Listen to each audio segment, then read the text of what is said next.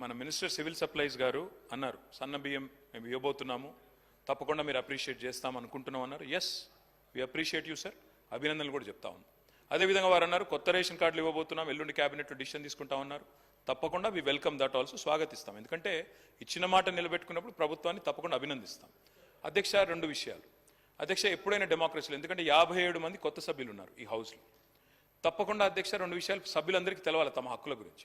ఒకటి, in a democracy, in any kind of a house sir, అది legislature కావచ్చు, parliament కావచ్చు, the opposition has its say and the government has its way. Opposition అనేది చెప్పనీయాలి, మాట్లాడనీయాలి. చెప్పిన తర్వాత ప్రభుత్వం మాతో ఏకీభవించవచ్చు, ఏకీభవించకపోవచ్చు. Number 1 sir. రెండోది సార్, వారు అన్నారు ప్రజాపాలన డెమోక్రటిక్గా చేస్తాం. Sir, the essence of democracy is discussion, debate and dissent. 3 ఉంటాయి సార్. డిస్కస్ చేయాలి, డిబేట్ చేయాలి, ఒకవేళ నచ్చకపోతే ఆ సంతృప్తికరంగా లేకపోతే డిసెంట్ చేయాలి, తప్పదు. మేము what we're exercising is our right in democracy. మేమేం అడిగాం సార్, మా former minister and senior legislator Gangula Kamalakar garu ఏమన్నారు, నేను చెప్పింది తప్పైతే రాజీనామా చేసిపోతాను దాకా చెప్పారు. ఆయన ఏమన్నారు సార్, 6.5 లక్షల కొత్త కార్డులు, 6,47,000 కార్డులు 2016 సంవత్సరంలో 31,000 కార్డులు ఇచ్చాము, 31,196. 2017లో 19,119 కార్డులు ఇచ్చాము. 2018లో 1,67,601 కార్డులు ఇచ్చాము. 2019లో 99,570 కార్డులు వచ్చినాయి. 2021లో 3,11,025 కార్డులు వచ్చినాయి. ఆనాడు రాజగోపాల్ రెడ్డి గారు లేరు కానీ జగదీష్ రెడ్డి గారికి వారికి దగ్గర మీ నల్గొండ జిల్లాలో గొడవ కూడా అయింది, ఆ కొత్త కార్డుల పంపిణీలోనే గొడవ కూడా అయింది. అధ్యక్ష, 2022లో 18,974 కార్డులు.